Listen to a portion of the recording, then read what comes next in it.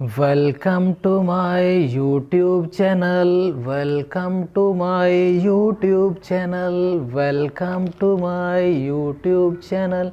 Welcome to my YouTube channel. Assalamu alaikum audience. I am Irfan Noor in front of you. Today we'll discuss about 8th science chapter number 1. जो chapter number 1 है इंशाल्लाह इसको हम अच्छे तरीके से पढ़ेंगे। तो इस चैप्टर का नाम क्या है? Let us we move on the board, have a look on board. First we study the name of the chapter, human organ system. Human आप बखूबी जानते हैं, इंसान को बोलते हैं। ऑर्गन है बेटा उज़, इसकी जमा होता है बेटा आज़ा, और सिस्टम का मतलब होता है निज़ाम। तो अगर इसको पढ़ा जाए तो हम लिखेंगे इंसानी आज़ाई निज़ाम। इंसानी आज़ाई निज़ाम, ऐसा निज़ाम जो कि आज़ा से मिलकर बनता है और इंसान का होता है, इसे हम इंसानी आज़ाई निज़ाम कहेंगे।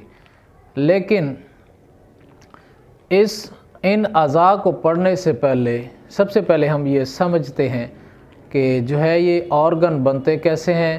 तो let us we look in the background of the organ from which things organ are created. तो यहाँ से हम देखते हैं, सबसे पहले बेटा हम सेल को डिस्कस करेंगे।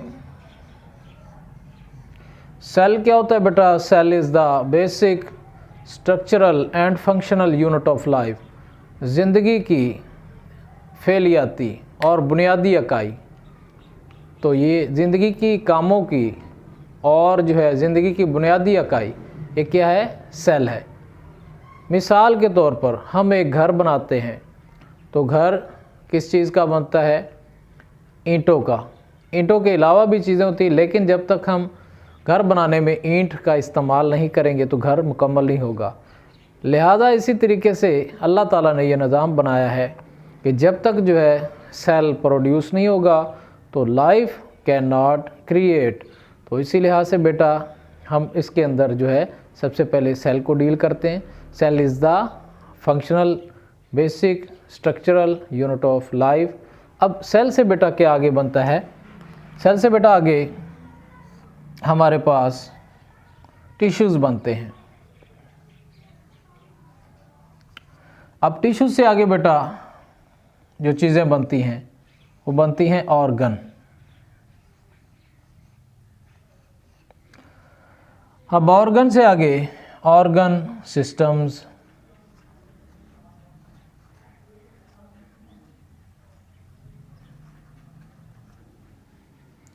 इसी लिहाज से ऑर्गन सिस्टम से आगे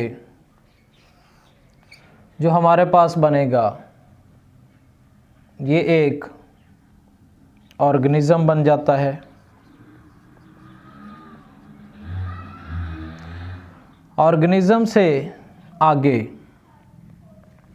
हमारे पास पॉपुलेशन बनती है, यानी आबादी। आबादी से आगे बेटा हमारे पास कम्युनिटी, यानी एक मुआशरा वजूद में आता है। और मुआशरे से आगे क्या हमारे पास बनता है? Biosphere level.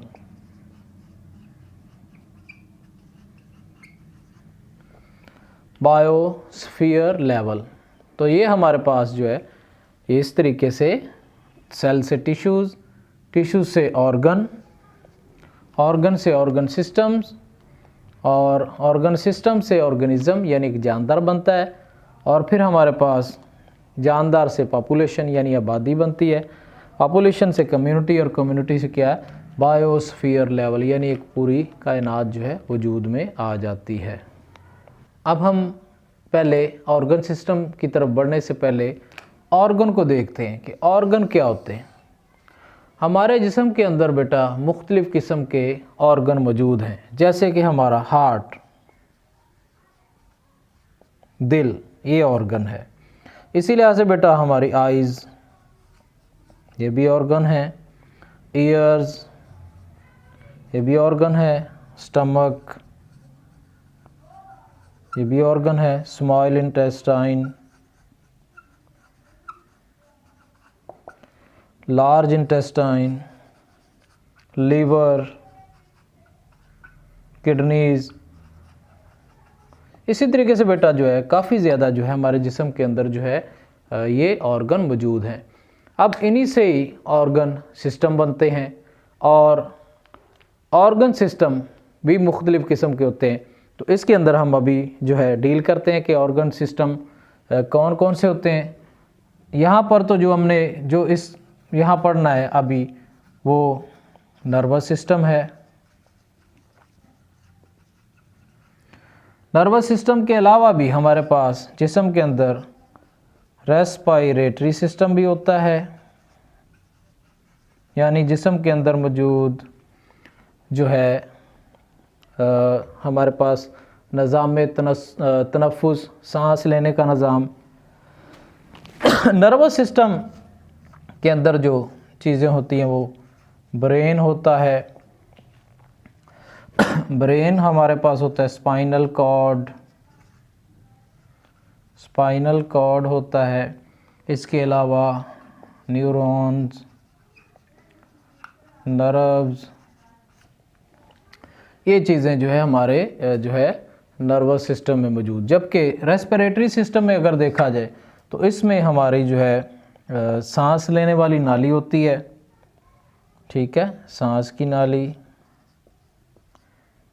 और इसके अलावा इसमें जो है हमारे फेफड़े होते हैं यानी लंग्स।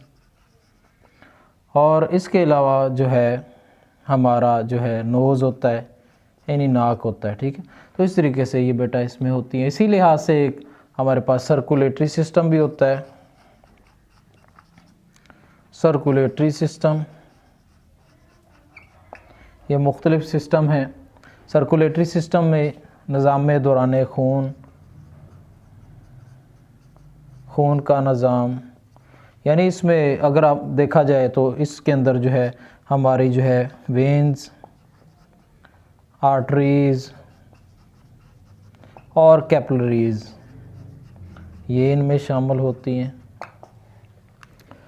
और इसी लिहाज से हमारे पास जो है जिस्म में एक और भी बड़ा निज़ाम मौजूद है जिसे हम बोलते हैं डाइजेस्टिव सिस्टम। डाइजेस्टिव सिस्टम, हाज़मे का निज़ाम। तो डिटेल में तो इंशाल्लाह अगली क्लास जो है 9th के अंदर हम पढ़ेंगे या 10th के अंदर, लेकिन जो है जो अब जो हमें जिस चीज़ को पढ़ना है वो हमारा है नर्वस सिस्टम। नर्वस सिस्टम, आप सोचते होंगे कि जब जो है हम किसी रास्ते पे जा रहे होते हैं तो हमारे पाँव में कांटा चुभ जाए, तो कौन सी वो चीज़ थी जिसने हमें फ़ौरन वहाँ पर हाथ ले जाने को कहा।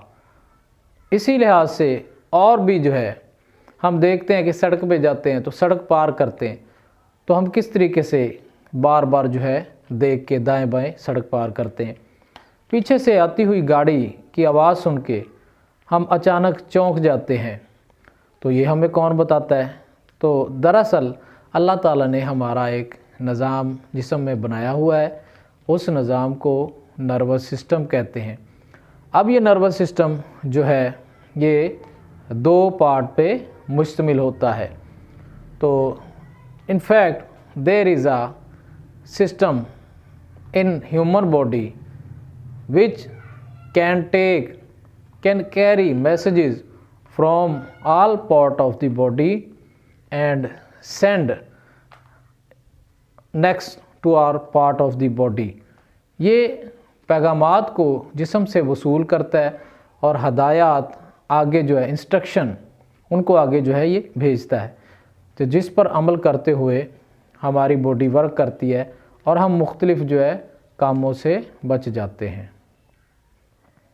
तो हम कह सकते हैं कि दरअसल जिस्म के अंदर एक ऐसा निज़ाम मौजूद है जो हमारे जिस्म पूरे से पैगामात को वसूल करके दिमाग को भेजता है और दिमाग उन हदायत को आगे हमारे जिस्म के हिस्सों तक भेजता है। इस निज़ाम को हम क्या बोलते हैं? Nervous system. तो नर्वस सिस्टम बेटा आगे 2 पार्ट पे मुश्तमिल होता है।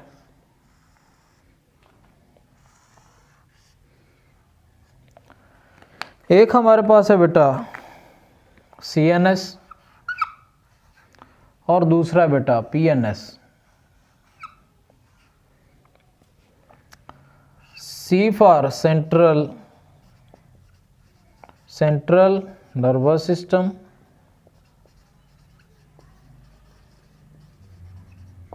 P फॉर प्रेफरल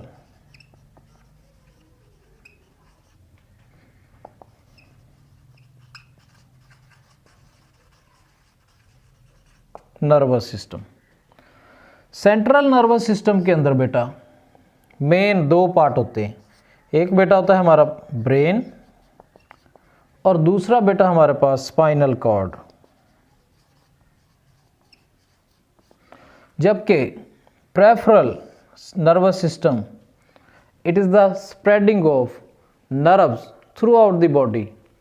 ये हमारे पास जिस्म के अंदर मौजूद नर्व्स का सिस्टम है, nerve system. It is the spreading of nerves in whole of our body, whole of human body.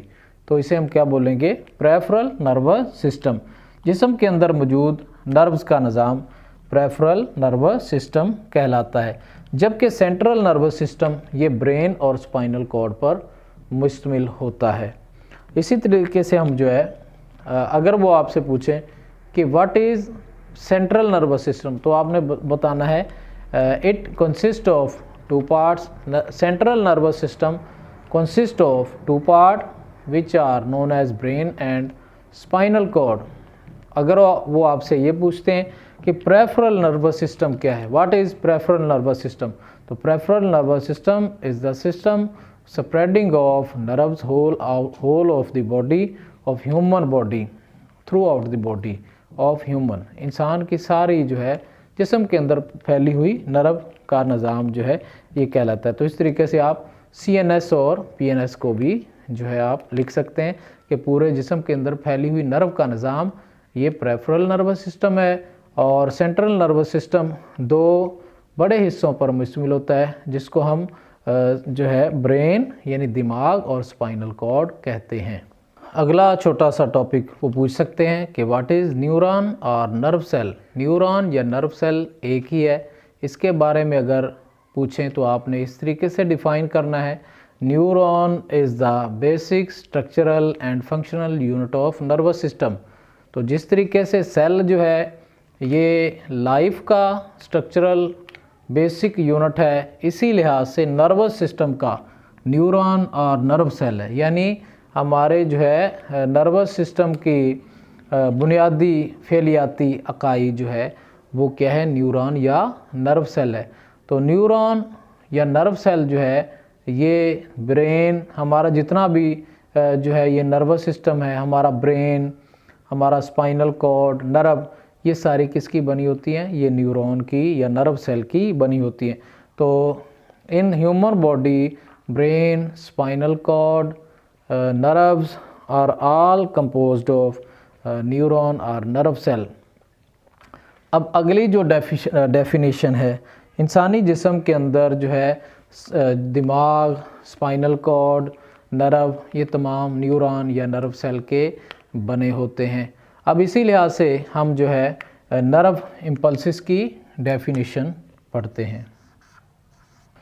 Nerve impulses, neuron or nerve cell send messages in the form of electrochemical waves are known as nerve impulses. Neuron or nerve cell send messages in the form of electrochemical waves are called nerve impulses. तो neuron या nerve cell जो हमारे जिस्म में electrochemical wave की सूरत में जो पैगामात भेजती हैं उन्हें हम क्या बोलते हैं? Nerve impulses. अब इसी इम्पल्सिस की मदद से तो हमारे जिस्म को जो है दिमाग को पैगामात भेजते हैं। जिस्म में मौजूद जो है वो न्यूरॉन जो है वो पैगामात भेजते हैं दिमाग को, और दिमाग से फिर आगे हदायत हमारे जिस्म को ये जाती हैं। तो इस तरीके से ये हम नर्व इम्पल्सेस का जो है ये डेफिनेशन कर लेंगे। आइए अब हम न्यूरॉन और नर्व सेल की स्ट्रक्चर जो है डायग्राम की मदद से पढ़ते हैं। तो देखते हैं ज़रा, सबसे पहले हमारे पास जो है ये जो है न्यूरॉन या नर्व सेल की स्ट्रक्चर है, और इसमें ज़्यादातर जो हिस्सा है ये न्यूक्लियस और साइटोप्लाज्म पर मुश्तमिल होता है। ज़्यादातर इसका हिस्सा न्यूक्लियस और साइटोप्लाज्म पर मुश्तमिल होता है, और इसे बेटा हम क्या बोलते हैं? Cell body. क्या बोलते हैं? Cell body. The part of the neuron और nerve cell contains or consists of nucleus, most of the cytoplasm is called cell body। यानी न्यूरॉन या नर्व सेल का ज़्यादातर हिस्सा जो कि न्यूक्लियस और साइटोप्लाज्म पर मुश्तमिल होता है, इसे हम क्या बोलते हैं? Cell body. अब सेल बॉडी से निकलने वाली उम्दा किस्म की साख्तें, ये बेटा ये सारी साख्तें, इन्हें क्या बोलते हैं? डेंड्रॉइड्स। क्या बोलते हैं? डेंड्रॉइड। डेंड्रॉइड के बारे में पूछ सकते हैं, डेंड्रॉइड क्या है, तो आप बता सकते हैं कि सेल बॉडी से निकलने वाली उम्दा किस्म की साख्तें डेंड्रॉइड्स कहलाती हैं। The fine projections which receive messages is called dendrites. वो वाली उम्दा किस्म की साख्तें जो पैगामात को वसूल करती हैं, पैगामात को कबूल करती हैं, उन्हें क्या बोलते हैं? डेंड्राइट्स। तो ये उम्दा किस्म की साख्तें जो है ये बेटा क्या कहलाती हैं? डेंड्राइट्स कहलाती हैं। इसके अलावा अगर हम आगे की तरफ बढ़ें तो ये हमारे पास लॉन्ग प्रोजेक्शन होती है, लंबी साख्तें होती हैं। तो a long projections which can carry messages away from the cell body. ये बेटा जो है सेल बॉडी से पैगामात आगे ले जाती हैं। क्या करती हैं? ये सेल बॉडी से पैगामात आगे ले जाती हैं। इन्हें क्या बोलते हैं? एक्सोन। क्या बोलते हैं? Axon. A long projection which can carry messages away from cell body is called the axon. अब आगे जो है ये टर्मिनल एंड ऑफ एक्सोन है, तो ये terminal end of axon transmit messages to the next cell. तो इस तरीके से ये टर्मिनल एंड ऑफ एक्सोन जो है ये आगे मज़ीद क्या करते हैं? ये पैगामात को अगले सेल तक पहुंचा देते हैं। तो उम्मीद है कि इसकी आपको डायग्राम की मदद से भी समझ आ चुकी होगी। हम आज इंशाल्लाह यहाँ तक ही हम क्लियर करते हैं, तो आइंदा आने वाले लेक्चर में इंशाल्लाह हम आगे से प्रोसीड करेंगे। उम्मीद है कि इस लेक्चर की आपको अच्छे तरीके से समझ आ चुकी होगी। मज़ीद मेरी वीडियोस देखने के लिए मेरे यूट्यूब चैनल को सब्सक्राइब करें, वीडियो को लाइक करें, शेयर करें। आगे इंशाल्लाह मिलते हैं। दुआओं में याद रखें। अल्लाह हाफिज़ व नासिर।